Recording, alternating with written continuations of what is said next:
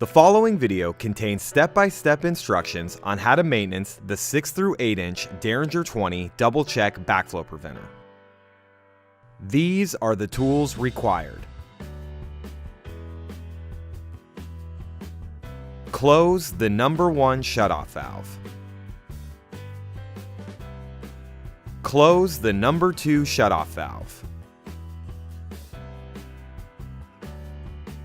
Open test cock number 4. Open test cock number 3. Open test cock number 2.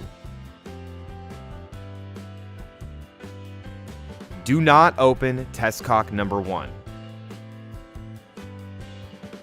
Use a socket wrench to loosen the 8 cover bolts.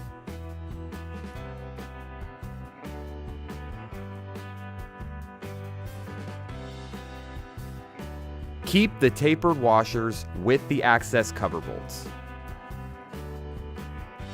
Remove the valve access cover. Using a socket wrench, loosen the first check retaining bolt on both sides of the body until flush with the inside of the valve.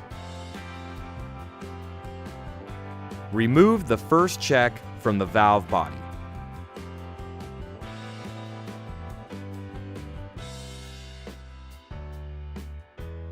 Using a Phillips head screwdriver, loosen the tower screws. Separate the tower assembly from the check seat.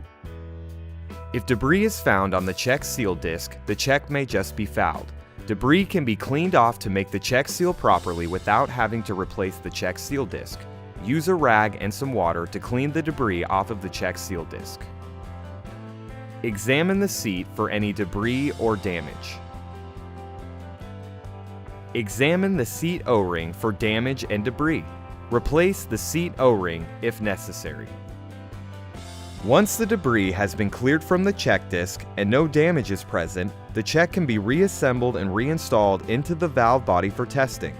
If damage to the check disc has been found, please take the following steps to remove and replace the damaged check disc.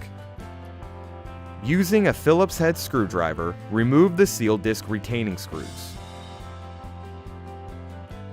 Remove the seal disc retainer to expose the disc. Remove the seal disc. Install the new seal disc and make sure it is completely flat inside the check cavity. Reinstall the seal disc retainer. Using a Phillips head screwdriver, reinstall the seal disc retaining screws. Reattach the tower assembly to the first check seat.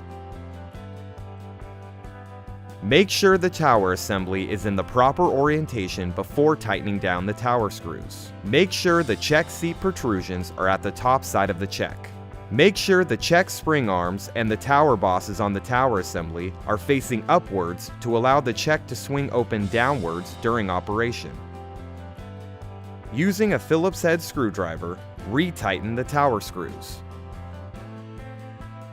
To remove the second check, use a socket wrench to loosen the check retaining bolts on both sides of the body until flush with the inside of the valve.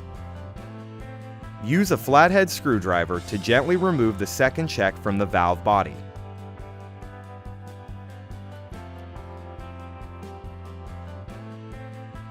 Using a Phillips head screwdriver, loosen the tower screws. Separate the tower assembly from the check seat.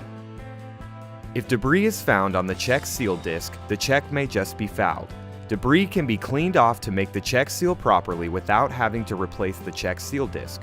Use a rag and some water to clean the debris off of the check seal disc. Examine the seat for any debris or damage. Examine the seat O-ring for damage and debris. Replace the seat O-ring if necessary. Once the debris has been cleared from the check disc and no damage is present, the check can be reassembled and reinstalled into the valve body for testing. If damage to the check disc has been found, please take the following steps to remove and replace the damaged check disc. Using a Phillips head screwdriver, remove the seal disc retaining screws. Remove the seal disc retainer to expose the disc. Remove the seal disc. Install the new seal disc and make sure it is completely flat inside the check cavity. Reinstall the seal disc retainer. Using a Phillips head screwdriver, reinstall the seal disc retaining screws. Reattach the tower assembly to the second check seat. Make sure the tower assembly is in the proper orientation before tightening down the tower screws.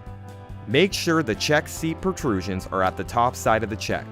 Make sure the check spring arms and the tower bosses on the tower assembly are facing downwards to allow the check to swing open upwards during operation.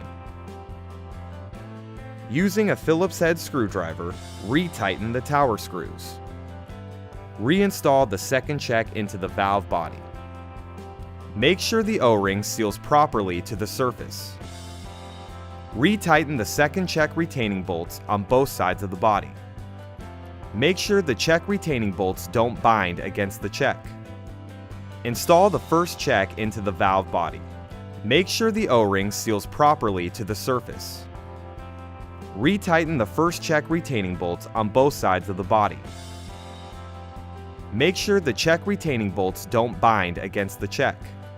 Examine the access cover O-ring for damage or debris.